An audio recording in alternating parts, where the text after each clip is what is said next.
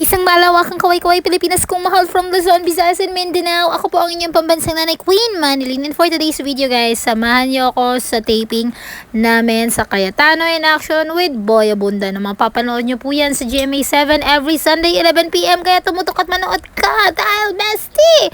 Marami ka matututunan at sigurado kung makakalimutan mo ang iyong problema. At kung may problema kang hindi mo masusolusyonan, dito mo masusolusyonan. Kaya ano pa hinihintay mo?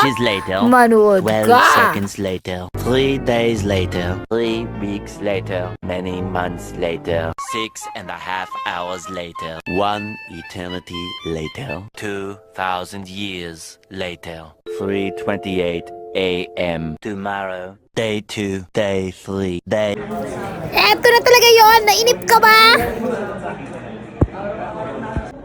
So, sa taping namin guys, meron kaming mga makeup artist guys na nag-aalaga sa amin, nag-aayos sa amin, nagpapaganda sa amin. Sila Mami Jo, sila Ating Rhea, at si Ate Lynn, at saka yung kapatid niya. Ito nga palang sunflower na pagkalaki-laki na nasa bunan ko ay ako ang may gawa. So, kung gusto nyo mag-check out yan guys, nasa Yellow Basket lang. Andito nga pala kami sa SM Aura Tower nagtitaping. At ayan yung mga audience namin.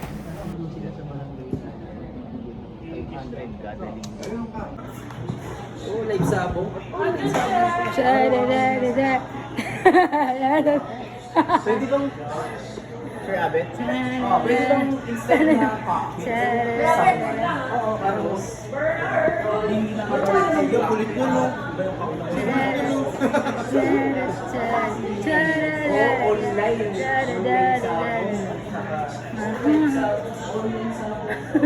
Araw-araw nasa sabungan. Hilig umabot.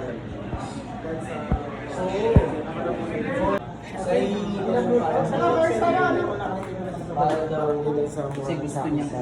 Nahihingi ng payo. Pwede po makidaan. Sabi sa mga kainis na ba? Ay! Ito ba yung nangyari dun sa partner ni Nanay Jessie? Nalulok po sa sabon. Oo, alam ko yan, alam ko yan. Eh, ito nga daw, mga pa-online at saka live sabong. Eh, araw-araw daw nasa sabungan. Grabe naman yun. Paano yung pamilya niya? Eh, yun nga daw, halos walang suporta, pati pera ni Jesseline at mga anak niya, naggasto sa sigal. Ay, naku. Ay, gano'n, balita ko nga, hindi lang daw pera ang problema. Napunta na rin sa barangay ng sakin at saka murahan. Totoo yan. At yun nga yung dahilan bakit hihingi ng payo sa atin si Jesseline.